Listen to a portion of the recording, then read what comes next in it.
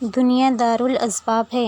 آپ نے یہ بات کئی علماء سے سنی ہوگی، پڑھی ہوگی اور آپ اس کا مطلب بھی جانتے ہوں گے۔ اگر نہیں جانتے تو میں آج آپ کو اس کا آسان لفظوں میں مطلب سمجھاؤں گی۔ اللہ نے اس دنیا کو اسباب کا گھر بنایا ہے۔ مطلب یہ ہے کہ پانی پینے سے پیاس بجھتی ہے، کھانا کھانے سے بھوک مٹتی ہے، لیکن اس کا مطلب یہ بالکل یہ نہیں کہ پانی میں اتنی طاقت ہے کہ وہ آپ کی پیاس بجھا سکے، نہ دوائی میں اتنی طاقت ہے کہ وہ آپ کو شفا دے سکے، نہ نوکری میں اتنی طاقت ہے کہ وہ آپ کو رزق دے سکے۔ اصل میں سب کچھ اللہ کرتا ہے۔ دنیا اسباب اور ذریعے کی ہے۔ یہاں اللہ نے ہر چیز کے لیے ایک ذریعہ بنایا ہے۔ بھوک لگے تو کھانا کھانا پڑے گا، بیمار ہو تو علاج کرنا پڑے گا، کامیابی چاہتے ہو تو محنت کرنی پڑے گی۔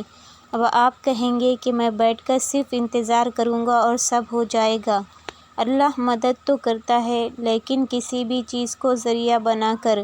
کبھی کسی انسان کو ذریعہ بناتا ہے۔ اگر ہم بیمار ہوتے ہیں تو دوائی کو ذریعہ بناتا ہے۔ قرآن میں ہم نے اکثر پڑھا ہے، اللہ سب کچھ کر سکتا ہے، لیکن پھر بھی اللہ نے اپنے نبیوں کو سبب اختیار کرنے کو کہا۔ ہم کو اپنی زندگی میں آخر تک کوشش کرنی ہوتی ہے، پھر اللہ اپنے حکم سے ہمارے کام بناتا ہے۔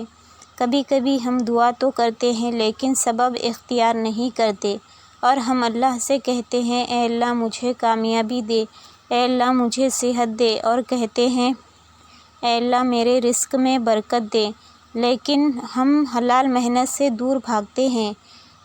ایک بزرگ نے بہت خوبصورت بات کہی۔ انہوں نے کہا، پرندہ اللہ پر سب سے زیادہ بھروسہ کرتا ہے، لیکن پھر بھی صبح گھونسلے سے بھوکا نکلتا ہے۔ اگر پرندہ بھی گھونسلے میں بیٹھا رہے اور کہے کہ اللہ رزق بھیج دے گا تو وہ بھوکا رہ جائے گا۔ اللہ رزق تو دیتا ہے، لیکن پرندے کو بھی گھونسلے سے باہر نکل کر رزق تلاش کرنا پڑتا ہے۔ یہی توکل ہے، یہی دارالاسباب ہے۔ آج کے زمانے میں ہم لوگ اکثر دو غلطیاں کرتے ہیں۔ پہلی غلطی، ذریعے پر اتنا بھروسہ کرتے ہیں کہ اللہ کو ہی بھول جاتے ہیں، اور ہم سمجھنے لگتے ہیں کہ نوکری ہی سب کچھ ہے، ڈاکٹر ہی سب کچھ ہے۔ یہ بات بالکل غلط ہے۔ اور دوسری غلطی ہم یہ کرتے ہیں کہ ہم ذریعے کو ہی چھوڑ دیتے ہیں اور ہم کہتے ہیں کہ ہمیں بس صرف دعا ہی کرنی ہے۔ یہ بات بالکل غلط ہے۔ اسلام ہمیں بیچ کا راستہ سکھاتا ہے۔ ذریعہ بھی اختیار کرو اور پورا بھروسہ اللہ پر رکھو۔ اگر ہم بیمار ہوتے ہیں تو ڈاکٹر کے پاس جاتے ہیں، ڈاکٹر ہمیں دوائی دیتا ہے، لیکن شفا اللہ دیتا ہے۔ ایک مرتبہ ایک صحابی نے نبی کریم صلی اللہ علیہ وسلم سے پوچھا، یا رسول اللہ، میں اپنی اونٹنی کو کھلا چھوڑ دوں اور اس پر بھروسہ کروں یا پہلے باندھوں؟ آپ نے فرمایا، پہلے اونٹنی کو باندھو، پھر اللہ پر بھروسہ رکھو۔ کتنی پیاری تعلیم ہے، یعنی پہلے اپنی ذمہ داری پوری کرو، پھر اللہ پر بھروسہ رکھو۔ آج اگر ہم اپنی زندگی کو دیکھیں تو پریشانیوں کی وجہ یہی ہوتی ہے کہ ہم دارالاسباب کے نظام کو نہیں سمجھتے۔